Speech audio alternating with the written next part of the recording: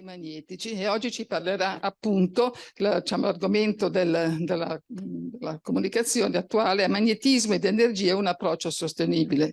Noi sappiamo che i magneti sono importantissimi per le green technologies, in particolare sappiamo che usano terre rare, le terre rare sono un monopolio della Cina, e quindi è ovvio che insomma ci deve essere uno studio in questa direzione in qualche maniera per sopperire a queste problematiche, quindi è quello di cui ci parlerà oggi il professor Pettis, a cui lascio quindi il microfono. Grazie mille alla professoressa Saccone e grazie all'Accademia per avermi invitato. Come ha detto eh, Adriana, io sono arrivato da poco a Genova. Per rompere un po' il ghiaccio ripercorro quanto... No, non va. Devi...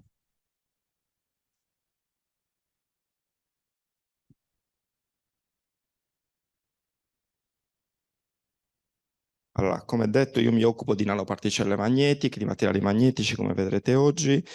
Come ha detto Adriana, come il mio accento mi tradisce, non sono altoatesino, sono nato a Cagliari e mi sono formato all'Università di Cagliari con Giorgio Piccaluga. A quel tempo si decise di comprare un magnetometro, quindi cominciai a viaggiare parecchio. Il primo anno lo trascorsi all'Università al DTU in Danimarca con Steen Morup, sempre sulle nanoparticelle magnetiche. Poi sono arrivato alla corte di Dino Fiorani al CNR, dove sono stato per tanti anni. Dino è un chimico fisico noto nel settore, con tante collaborazioni internazionali. Qui ne cito due, che sono due persone che per me sono state molto importanti: Pir Nordla da Uppsala, che frequento annualmente, e Jean-Marc Grenesh, Aleman, che è un mosbauerista. Ne approfitto per dire che l'Ateneo Genovese ha finanziato un progetto per l'acquisto di uno spettrometro Mosbauer qui a Genova, quindi per la prima volta appunto in Liguria verrà acquistato uno spettrometro Mosbauer che può avere tante applicazioni. Dopodiché, come diceva Adriana, ho avuto questa parentesi serba molto interessante, dove sono stato senior scientist per più di un anno al Vinciai Institute, e sono arrivato all'Università di Genova. Questa slide datata, c'è scritto ancora Associate Professor, perché appunto sono passato full professor recentemente. Quindi il gruppo appunto è basato, è un gruppo misto, il mio gruppo di ricerca, io che sto a Genova, ma l'attività di ricerca è rimasta connessa con i colleghi del CNR, e quello di cui ci occupiamo sono tendenzialmente i materiali magnetici, sia nella parte di fabbricazione, prevalentemente chimica all'Università di Genova, fisica al CNR, e il gruppo ha una tradizione importante nella parte di caratterizzazione magnetica dei materiali, sia criogenica, quindi con magnetometri che vanno a bassa temperatura, sia a temperatura ambiente. Il tema di oggi: magnetismo ed energia, un approccio sostenibile. Chi mi conosce sa che le mie introduzioni sono sempre un po' lunghe, quindi spero che non me le vogliate. Ma la prima riflessione che volevo fare con voi è proprio su come ho impostato il mio seminario. Io mi occupo un po' di divulgazione e questa cosa come dire, mi appassiona, e allo stesso tempo mi porta a mettermi in discussione. E allora è da un po' di anni che ho adottato un paradigma nel fare divulgazione dettato da questo signore, che è Paolo Boringhieri, che è secondo me colui che in Italia la divulgazione l'ha inventata. Questo libro di Giulia, sua figlia, è un libro bellissimo che si intitola Per un umanesimo scientifico. Qui Giulia racconta l'avventura editoriale di suo padre e racconta anche suo padre, no? Quindi c'è tanto di merito quanto quella tenerezza che solo una figlia o un figlio può avere nei confronti di un genitore. Dentro questo libro ho trovato una perla in cui Boringhieri ci dice cos'è per lui la divulgazione scientifica, e quindi la metto spesso all'inizio delle mie presentazioni perché è quello che mi ispira. Guardate, Boringhieri ci dice che la divulgazione scientifica è il frutto più delicato di una società in cui è coltivata la scienza. La nostra è una società scientifica, tecnologica, e dice di più: è la pietra di paragone degli scienziati che riescono a comunicare le idee che stanno alla base della loro ricerca. E qui dice non tanto il risultato particolare quanto la struttura mentale che condiziona tutta la ricerca scientifica. Quindi non solo un risultato per quanto eclatante ed importante, ma anche, come dire, no? Per usare un termine un po' alla moda, il backstage, quello che sta dietro questo risultato. E conclude questa frase dicendo una cosa importante, dicendo: direi che solo se questo obiettivo è raggiunto, la scienza diventa un fatto culturale. Cioè, a quel punto noi possiamo dire che ho trasferito alle persone non solo un elemento di merito, di conoscenza, ma anche qualcosa di più. E quindi una conferenza scientifica può diventare qualcosa che arricchisce veramente la crescita culturale delle persone. Io credo molto in questo, non sono sicuro di riuscire a farlo, però quantomeno ci provo sempre e quindi farò questo anche oggi. Bene, magnetismo ed energia è un approccio sostenibile. Qui di nuovo devo parlare di parole perché oggi con qualche collega scherziamo, la parola sostenibile ormai la mettiamo dappertutto. Fa molto fashion, se una cosa è sostenibile normalmente viene finanziata, ecco questo è. E quindi sostenibilità. Beh, sostenibilità vuol dire veramente tutto, è un concetto molto importante che può essere declinato in moltissimi versi, e qui vedete alcuni di quelli che vengono chiamati goal della sostenibilità. Non entrerò ovviamente nei dettagli, ma passiamo da problemi legati, per esempio, guardate il numero 5, alla gender equality, no? Gender issue, quindi un problema attivissimo, a problemi, mi viene da pensare al numero 16 in questo momento, quando vedo peace, justice and strong institutions, quindi tutti sono elementi legati alla sostenibilità. Ovviamente noi dobbiamo restringere il campo e ci occupiamo oggi del goal numero 12 che ci dice ensure sustainable consumption and production patterns. Cioè quello che stiamo dicendo è che questo pianeta nella sostanza non ha risorse infinite. Non ha risorse infinite e questo significa che le risorse non solo devono essere in qualche modo gestite bene, ma l'altro elemento importante è che abbiamo il dovere e il diritto, più il dovere, di fare in modo di cominciare a mettere in atto tutti quei processi di recupero e riciclo che sono molto importanti. Sono così importanti che oggi c'è questo nuovo concetto bellissimo, no? Che chiamano eco-design. Ormai quando tu disegni un nuovo materiale, già lo devi disegnare perché questo possa essere riciclato. Quindi già nella fase di preparazione del materiale devi occuparti di questo tema. Allora, io spero che si veda, queste sono tutte slide o immagini, diciamo, prese dai report della Commissione europea. Guardate, sulla sinistra dello schermo voi vedete, è un po' piccolo, ma si vedono in base ai colori tutti i vari materiali e a seconda dei colori, AIG, quindi il rosso, fino al verde, voi vedete le varie gradazioni di rischio, cioè quanto questi materiali sono critici. Scusate, sulla sinistra del vostro schermo. Sulla destra vedete i settori in grande di energia, di tecnologici nei quali questi materiali sono coinvolti, quindi energie rinnovabili, electric mobility, defense and space. In mezzo vedete tutta una serie di tecnologie che in qualche modo collegano i materiali con i settori di applicazione. Se andate a vedere i materiali sulla sinistra, quelli rossi, la scritta è un po' piccola, però quello che vedete è che le terre rare, siano esse leggere o pesanti, sono assolutamente determinanti per tecnologie legate, guardate, wind, energia, e traction motors, ok? Poi vedete le striscioline rosse arrivano anche giù, quindi 3D printing, sono tutti collegati, però turbine e electric motors sono certamente i due elementi principali. Il problema è che queste terre rare non è che siano così rare. Il problema, e qui la storia diventa interessante, è che queste terre rare non sono uniformemente distribuite sulla crosta terrestre. E questo è un problema molto serio, specialmente alla luce, non entrerò nel merito di una valutazione di questo, ma di tutti i problemi politici, o se preferite geopolitici, che stiamo affrontando. E ribadisco, fortunatamente o sfortunatamente, quello che vedete è che sia gli acronimi sono in inglese LREES, LRS, Low Rare Earth, High Rare Earth, sono concentrate in Cina, sia in termini di produzione sia in termini di riserve. Questo è un problema che, capite bene, è un problema, è un elemento che pone delle domande, pone delle questioni.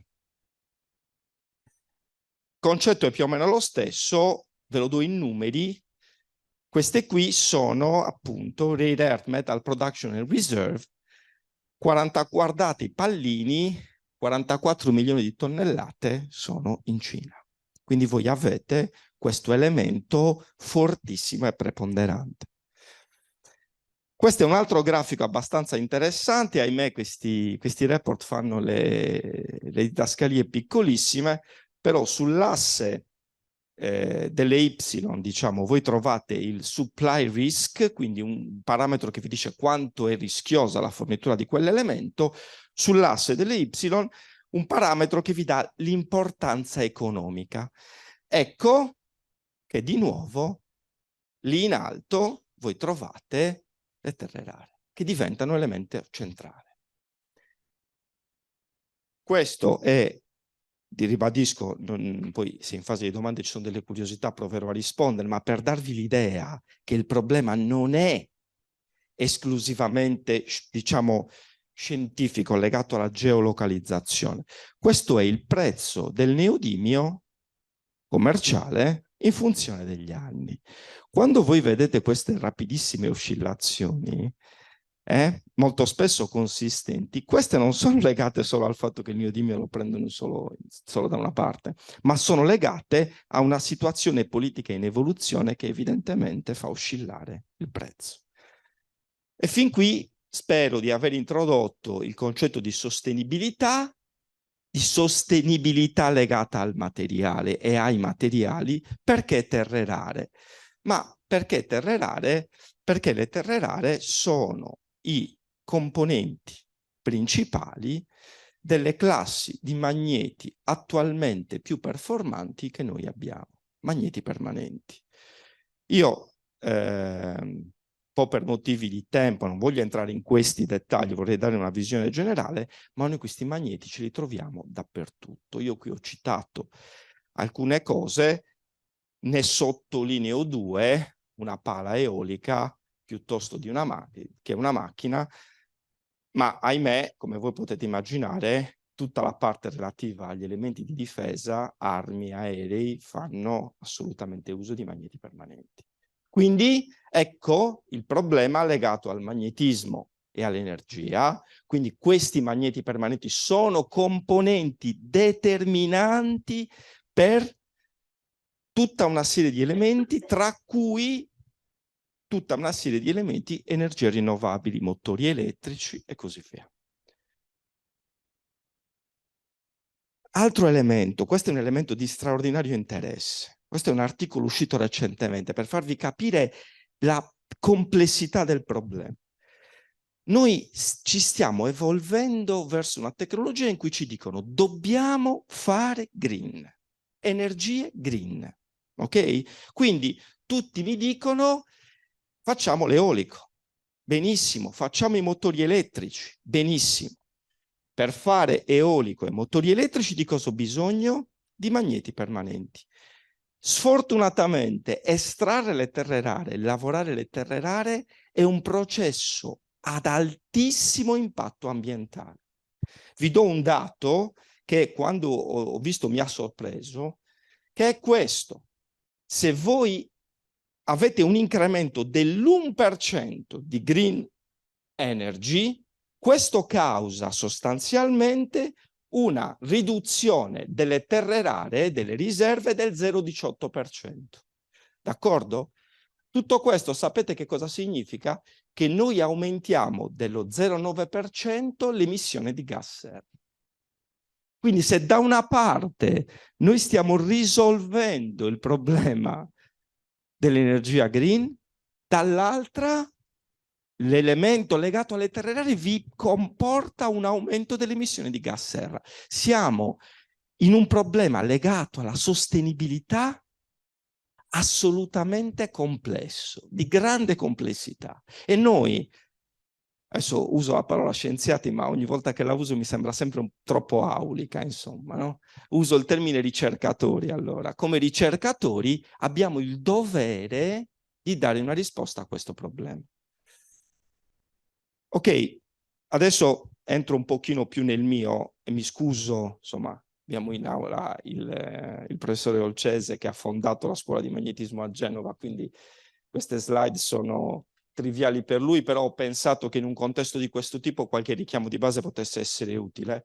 Il magnetismo, come lo definisce l'Enciclopedia Britannica, è uno dei soggetti scientifici più complessi e anche più affascinanti. E il problema è che noi sappiamo che, come principio generale, i materiali tendono, il mondo tende ad evolvere verso configurazioni di minima energia. Proprio per questo un magnete permanente, un pezzo di ferro, un ferromagnete, organizza se stesso in una struttura a domini magnetici. Questo permette di minimizzare l'energia magnetostatica. Che cosa accade quando io sottopongo un magnete permanente, un pezzo di ferro, ad un campo magnetico esterno? Quello che succede è sostanzialmente questo, che io induco il movimento delle cosiddette pareti di dominio, che sono quelle regioni che dividono i domini. E quello che accade è che questa curva, che è chiamata curva di magnetizzazione vergine, fa aumentare la magnetizzazione del vostro materiale fino ad un valore cosiddetto di saturazione. E qui accade che incontriamo quello che secondo me, ma sono di parte visto che sono un magnetista, è probabilmente uno dei risultati più eccitanti e più entusiasmanti della fisica, che questa curva per un ferromagnete non è reversibile. E quando io torno indietro ottengo quello che in fisica si chiama un ciclo di isteresi magnetica. E qui che cosa accade?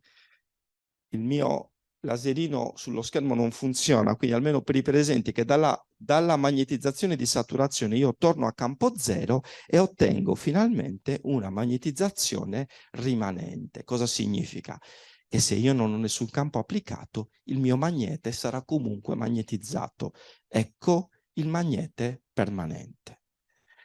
Cosa accade ancora? Che se io inverto il campo magnetico, raggiungo un campo critico, che qui è indicato con HC, che si chiama campo coercitivo, che riporta la mia magnetizzazione permanente a zero. E qui ci troviamo di fronte a due grandezze, la magnetizzazione rimanente e il campo coercitivo, che caratterizzano il mio magnete. Il mio magnete sarà tanto più permanente quanto più la sua magnetizzazione rimanente sarà alta e il suo coercitivo sarà alto. Questo perché? Perché non riuscirò a smagnetizzarlo. Elemento di complicazione, quando io immagino di usare un magnete permanente in un'auto, in una turbina, devo immaginare che non starò sempre a 25 gradi e che quindi quello che accade è che quando voi aumentate la temperatura, le prestazioni del vostro magnete permanente tenderanno a decrescere. Quindi vi sto dando molto rapidamente tutti gli elementi da tenere a mente: rimanenza, saturazione, resistenza di questi elementi rispetto alla temperatura.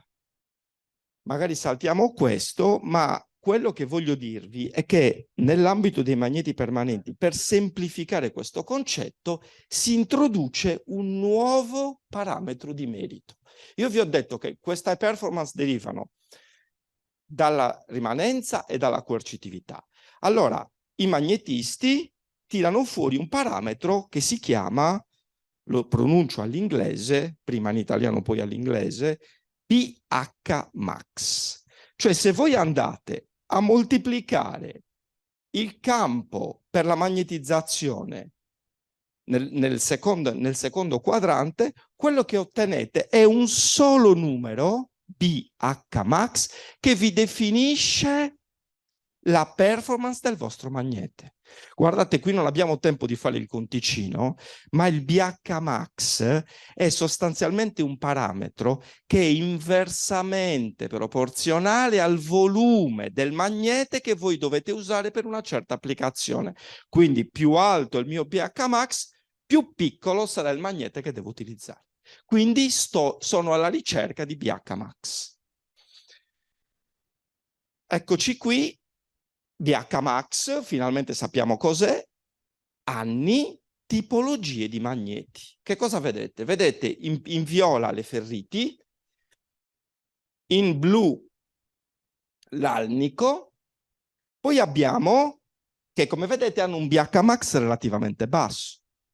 Poi abbiamo, eccoci, samario cobalto, e qual è il materiale che ha il pH max più elevato? Il neodimio ferroboro.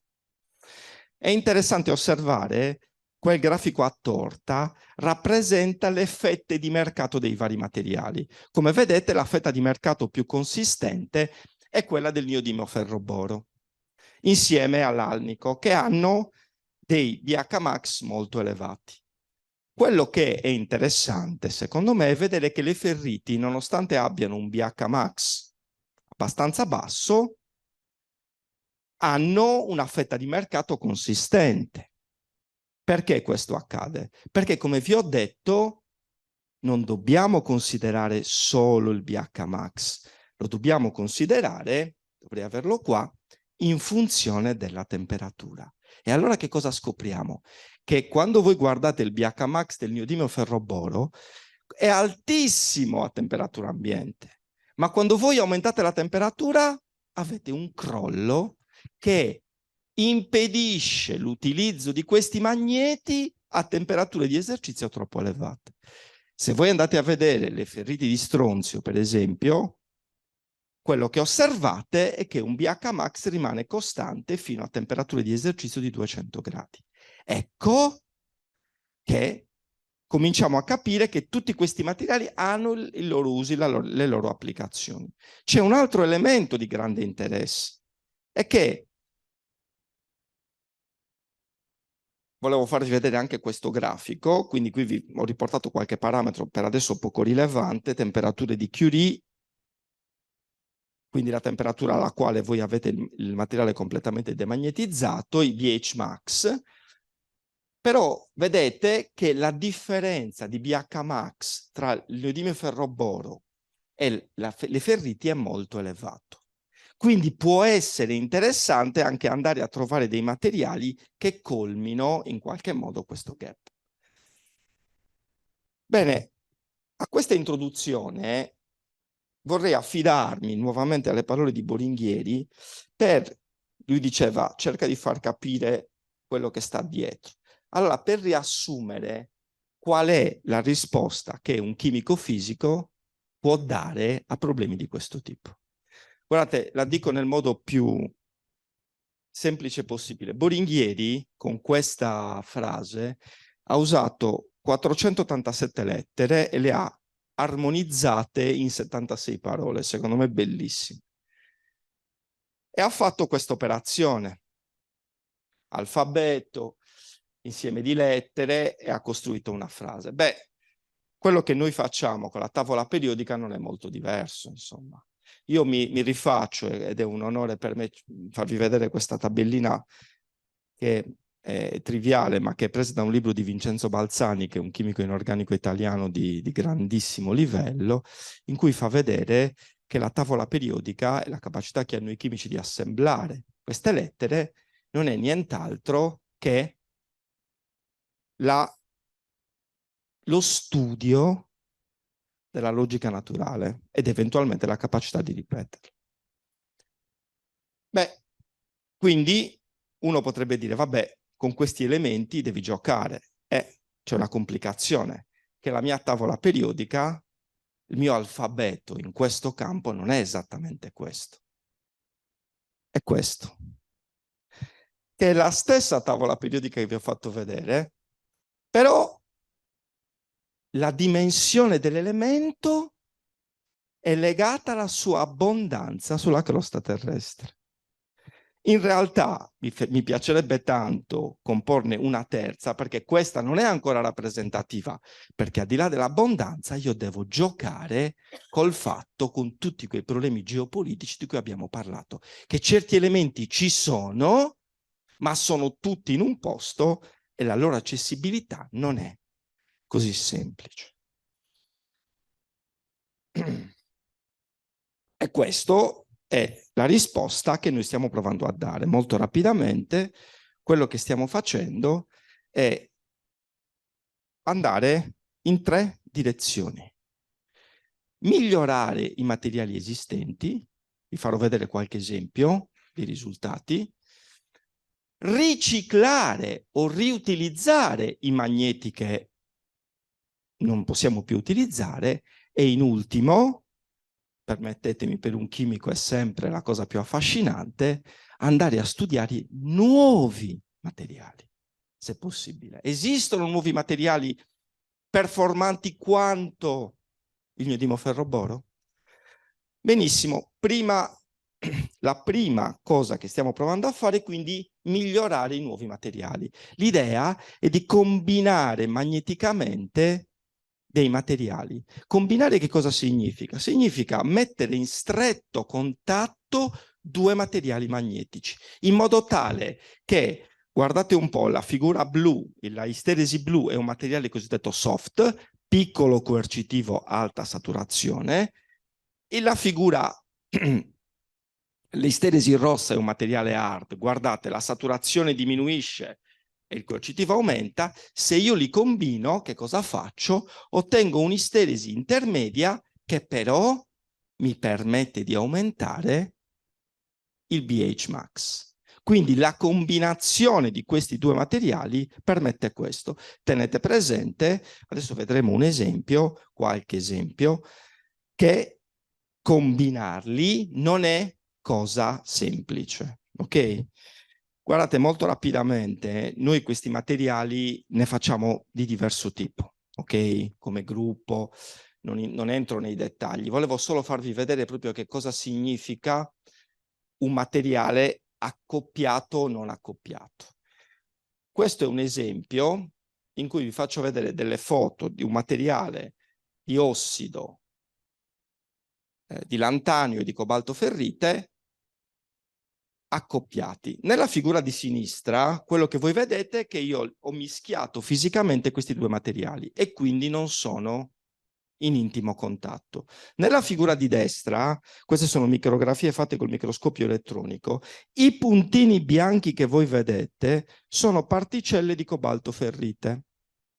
Invece tutto quanto il materiale scuro che vedete intorno è una matrice di ossido di lantanio e calcio. La cosa interessante, concentratevi solo sull'isteresi, è questa. Guardate, seguendo l'esempio che vi ho fatto prima, l'isteresi blu in alto, materiale soft, coercitivo piccolo, l'isteresi rossa, materiale hard. Se io mischio i 2 materiali fisicamente, non li accoppio, quello che voi ottenete è questa isteresi blu, che come vedete è costituita da 2 parti distinte. Significa che i vostri materiali non sono accoppiati.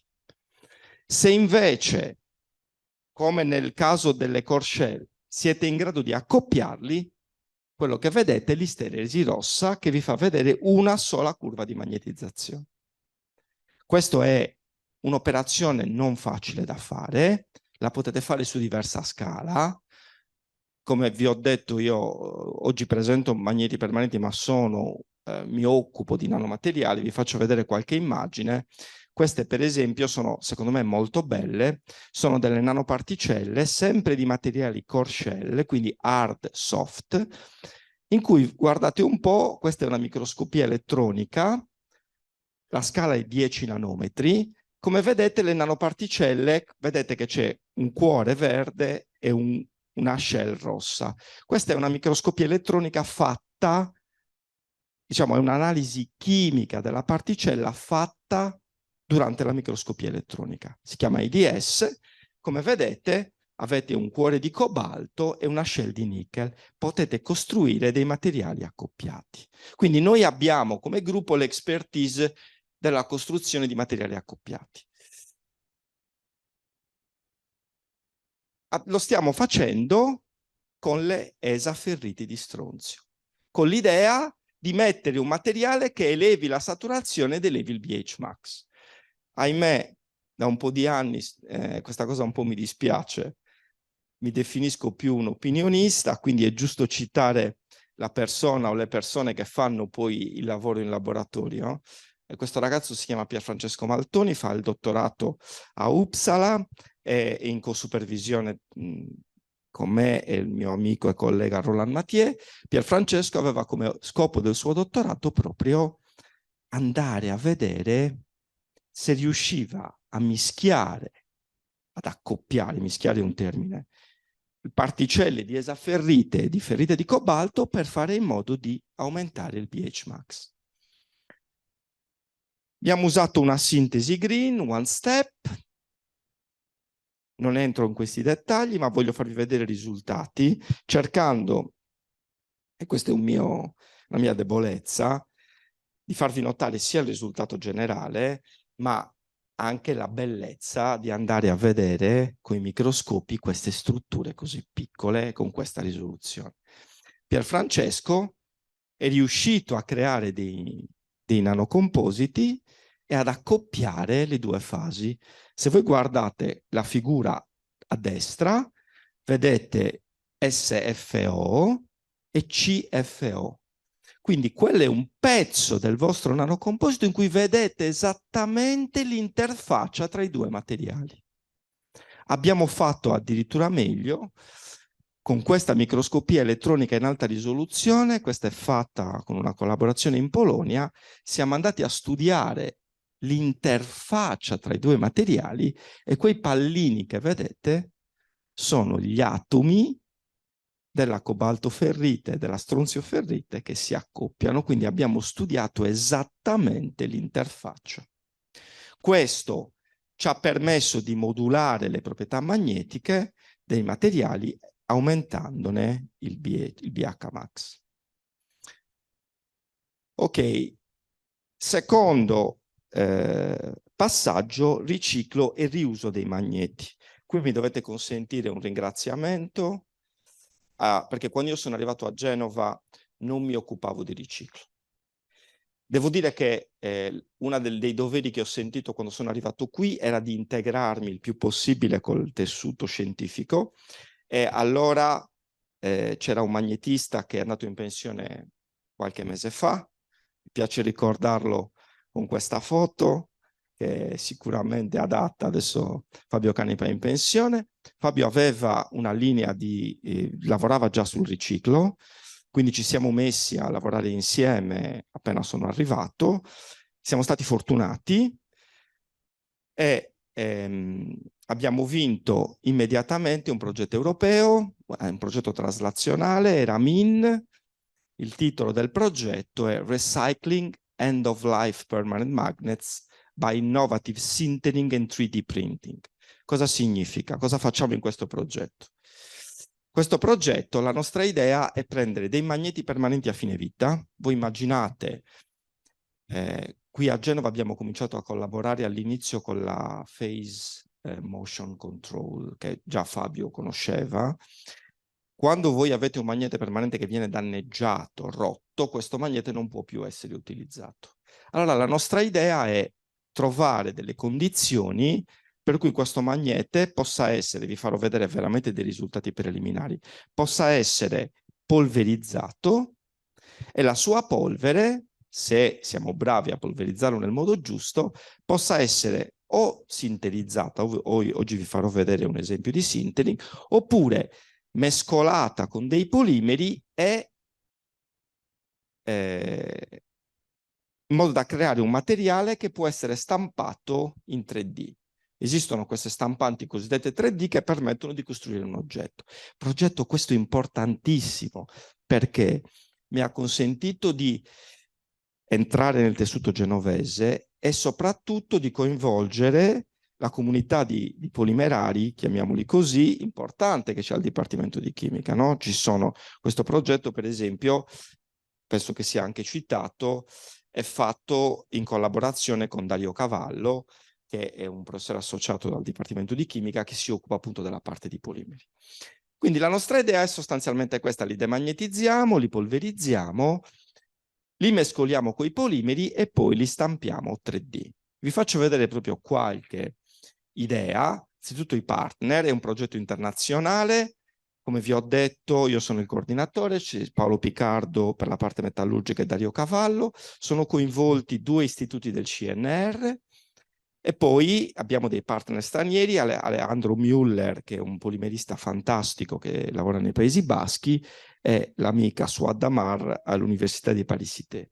Quindi questo è il team internazionale che approccia al progetto. Abbiamo, perdonatemi, anche una SMI, cioè una piccola impresa francese che si occupa proprio della produzione della stampante 3D. Queste sono le cose che stiamo utilizzando. Abbiamo al Dipartimento una glove box, quindi sono leghe, dobbiamo evitare le ossidazioni, lavoriamo in un'atmosfera controllata. Utilizziamo il ball milling, quindi questi mulini per polverizzare i magneti. Abbiamo le capacità di fare dei trattamenti termici in atmosfera controllata. Qui vi faccio vedere un po' di immagini perché partiamo proprio dal magnete, no? Quindi il primo passaggio è romperlo col martello, diciamo, dopodiché viene fatto un trattamento in idrogeno che lo rende fragile, lo possiamo quindi ridurre in pezzi molto più piccoli che poi possono essere passati al ball milling. È un progetto iniziato 6 mesi fa, quindi abbiamo ancora risultati preliminari, però vi faccio vedere il primo magnetino. Questa volta non è stampato ma è sinterizzato, che abbiamo preparato con le nostre polveri, e abbiamo anche qualche misura magnetica di questi magneti. Mi avvio rapidamente alla fine raccontandovi velocemente il terzo punto che stiamo affrontando, che come vi ho detto per me è il punto più affascinante, che è quello della creazione di nuovi materiali. Allora, l'idea sostanzialmente è quella di andare a vedere quali materiali possiamo utilizzare per creare nuove leghe o nuove possibilità, eliminando quelli che sono critici, non solo le terre rare. Insomma, per esempio, pure il cobalto non è proprio un materiale che in termini di tossicità o un elemento che ci piace. Per questo ci siamo concentrati sulla lega ferro-nickel. La lega ferro-nickel è una lega molto interessante, perché come molte leghe ha 2 fasi. Una fase cubica, in cui gli atomi vengono disposti in modo disordinato nel reticolo, e una fase tetragonale, in cui gli atomi si dispongono ordinatamente. Stessa composizione chimica, differenza di struttura. 2 problemi. Primo problema tra le strutture cubiche tetragonali, la professoressa Saccone qui mi può, voglio dire, mi può insegnare, è che a volte distinguerle non è facile, perché le tetragonali hanno dei super riflessi che a volte si vedono e a volte no. Questa lega in particolare ha un altro problema, che la fase tetragonale, la L10, si forma a temperature molto basse, è stabile a temperature basse. Quando voi superate i 320 gradi, quella si disordina e torna alla fase cubica. Magneticamente, ottenere questa lega pura sarebbe un challenge assoluto. Vi ricordate questo grafico? BH-Max, materiali, guardate a vedere dove si posiziona la L10, esattamente sugli stessi valori del neodimo ferroboro. Noi saremo in grado di avere un magnete ferro-nickel, che ce li possiamo permettere, diciamo, ecco, non voglio dire che, ma avremo lo stesso valore. Devo dire che tanti ci stanno provando, anche noi ci stiamo provando, però devo dire che grazie ad un collega del CNR questo collega ha avuto un'idea che sembra promettente. Guardate, questi risultati, io mi scuso, sto cercando di renderli semplici, però sono un po' complessi.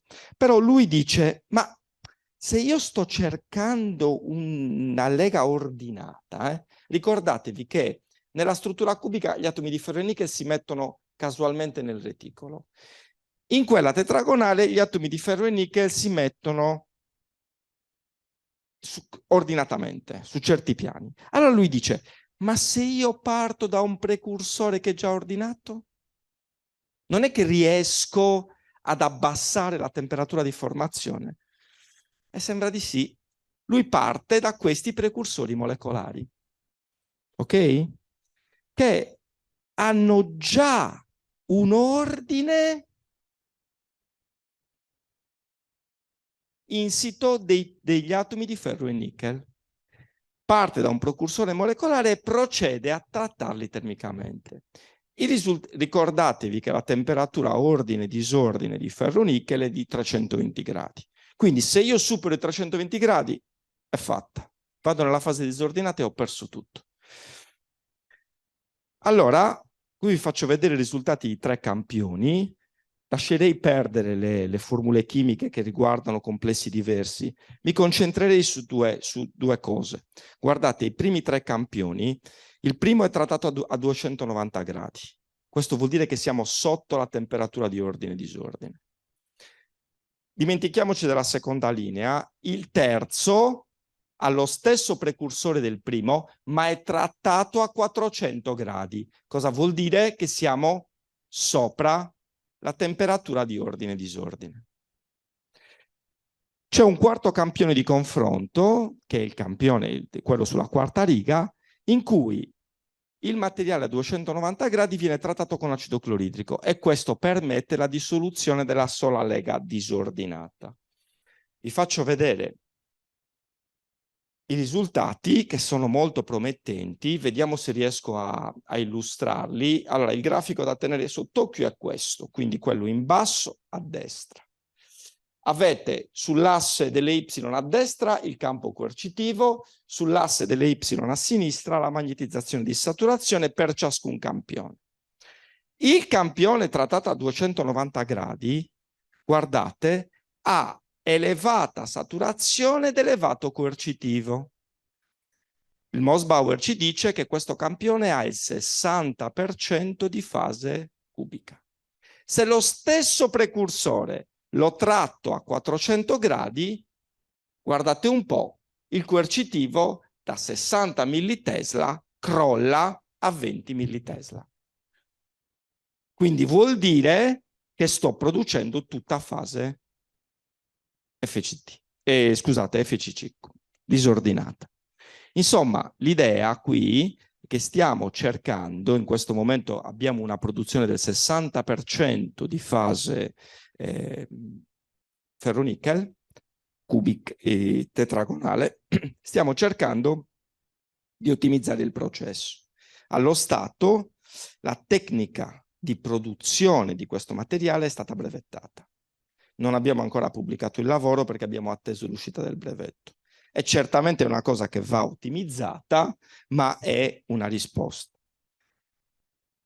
Vado a chiudere dicendovi, traendo le conclusioni, io spero di avervi almeno illustrato quella che è la nostra risposta a questo problema.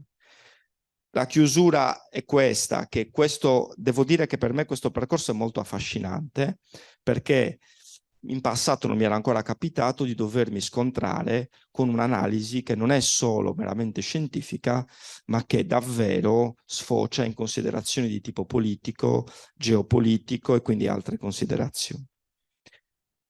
Le ultime 2 slide sono appunto ad una slide con la quale mi piace sempre chiudere, perché quello che davvero ritengo, che secondo me è a corollario della frase di Boringhieri, è questa bellissima frase di Proust, che ci dice proprio questo, che quando si fa un viaggio di scoperta sia esso di natura personale o scientifica, l'obiettivo non è solo quello di cercare nuove terre, cioè di conoscere qualcosa di nuovo, ma di fare in modo che queste conoscenze cambino il nostro modo di vedere il mondo. E forse questo è un po' quello che diceva Boringhieri, no? Quando una cosa la raccontiamo nel modo giusto, forse ha anche un valore culturale. E l'ultimissima, giuro e doverosa, è sempre un ringraziamento alla mia famiglia che mi supporta sempre, mi ha supportato in tutti i giri che Adriana ha citato prima e mi supporta ancora oggi. Grazie a tutti per l'attenzione.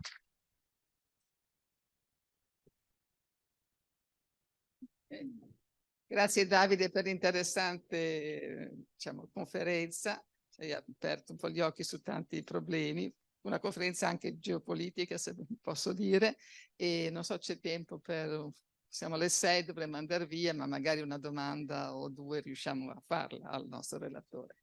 C'è qualche...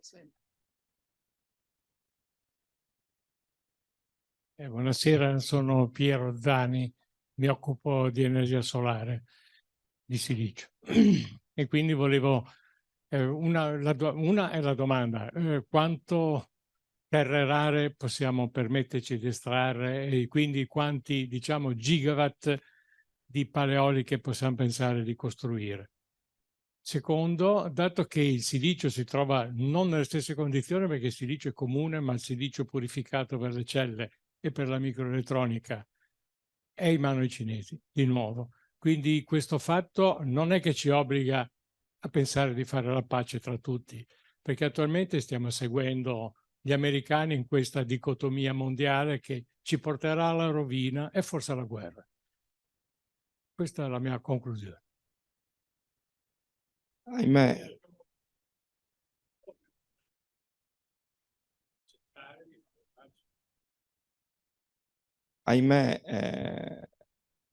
allora, alla prima domanda le dico francamente che una risposta esatta in termini di gigawatt o di quante paleoliche possiamo costruire non la ho, specialmente perché non ho, per i problemi che lei ha detto, coscienza di quante terre rare noi abbiamo realmente a disposizione. Quello che so è che secondo me l'unica soluzione è quello di potenziare in modo drammatico, drastico le attività di ricerca. Io trovo che, non so se lei concorda, che però rispetto a quello che noi stiamo facendo, certamente la parte di riciclo e di riutilizzo è una cosa che deve essere, diciamo, rafforzata. E devo dire che i finanziamenti, come ha visto, su questo li abbiamo presi a livello nazionale e a livello internazionale. L'altro elemento è provare a finanziare delle ricerche ad alto rischio. Il ferronickel, guardi, oggi il ferronickel non l'ha ottenuto nessuno puro, però se noi ottenessimo ferronickel puro, voglio dire, quel grafico che le ho fatto vedere lascia pochi dubbi, nel senso che saremo nelle condizioni, non dico di eliminare tutto, però di metterci nelle condizioni di... Devo dire che quello che lei ha detto è corretto, perché gli americani, che sono, diciamo, furbi, questa ricerca sui magneti permanenti la stanno finanziando da molti anni. Da molti anni e pesantemente anche negli Stati Uniti. Non so se ho risposto, ho provato. Il grande problema che abbiamo. Questo? Se no facciamo la fine dei Rogers. Questo è chiaro, insomma. Abbiamo una domanda del francese.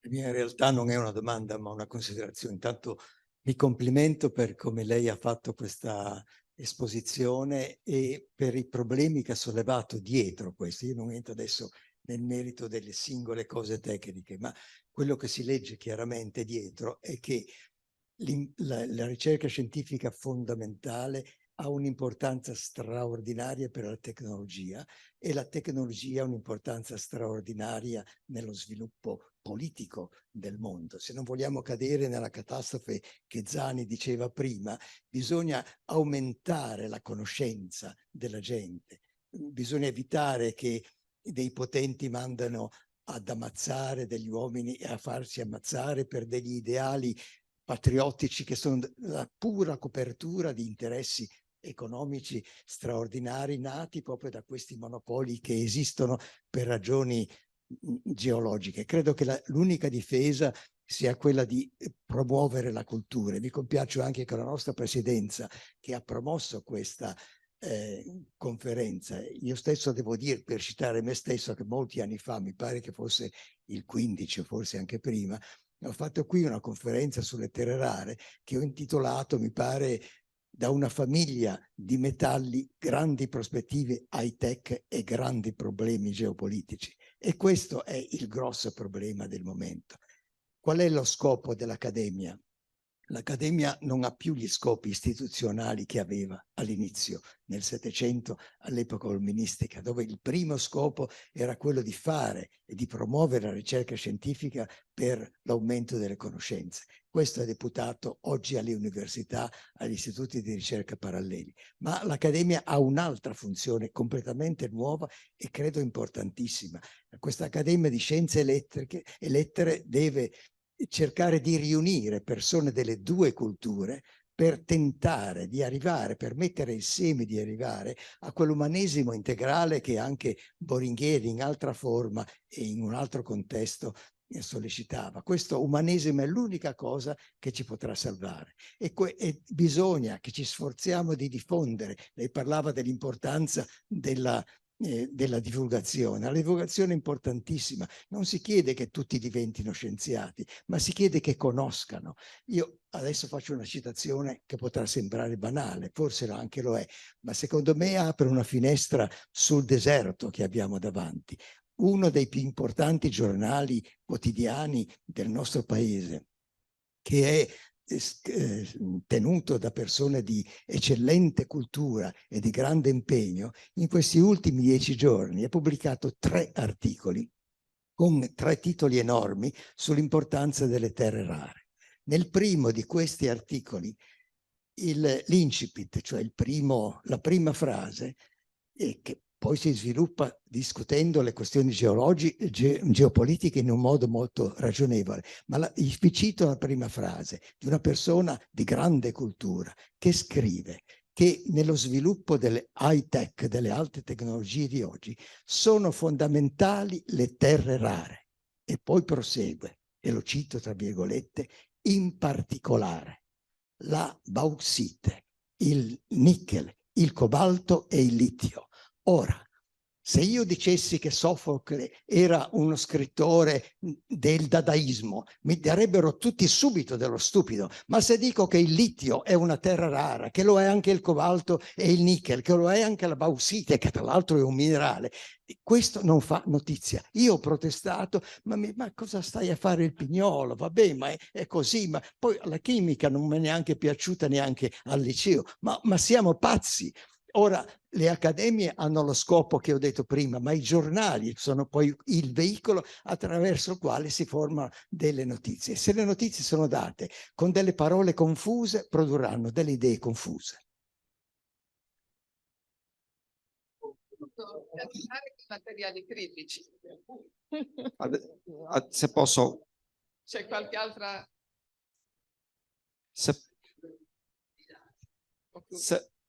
Se posso fare un commento rapidissimo a quello che ha detto il professore. Innanzitutto io sono molto contento che sia venuto a sentire questa conferenza, a sentire me, perché ci tenevo particolarmente, avevo anche pensato di scriverle, perché insomma, che ha fondato la scuola di magnetismo a Genova non ce l'avevamo mai incontrati. Dico solo 2 cose in riferimento. La prima sulla ricerca fondamentale. Negli anni 70 un gruppo di aziende americane aveva comprato una pagina del New York Times chiedendo a gran voce che il governo non tagliasse i fondi sulla ricerca fondamentale. Pensare che le università, i centri di ricerca debbano fare solo ricerca applicata, secondo me è un errore grave. Grave, il che significa ricerca fondamentale di altissimo livello, ma poi se io trovo il modo di sintetizzare il ferro nickel, ma ci sarà un'azienda che troverà il modo di fare lo scale up di e di renderlo industriale. La seconda considerazione che mi appassiona è quella che lei ha detto su questo umanesimo scientifico integrato, come lo vuole chiamare. Questo è un problema italiano. Guardate che io cito Boringhieri, che ho un po' studiato per passione, ma Boringhieri è un visionario. Nel 1938 pubblicava Einstein, Planck, in un paese che era in guerra. Cioè, ed era convinto, insieme a tutta una serie di intellettuali di quel periodo, che non è possibile che se uno non conosce Foscolo è tacciato di ignoranza, ma se non conosci Newton, vabbè, ci può stare. E quindi questa era la conclusione, insomma. Bene, direi che possiamo a questo punto chiudere e ringraziare ancora una volta Davide per l'interessantissima conferenza. Ringraziamo tutti i presenti e quelli collegati. Grazie a voi.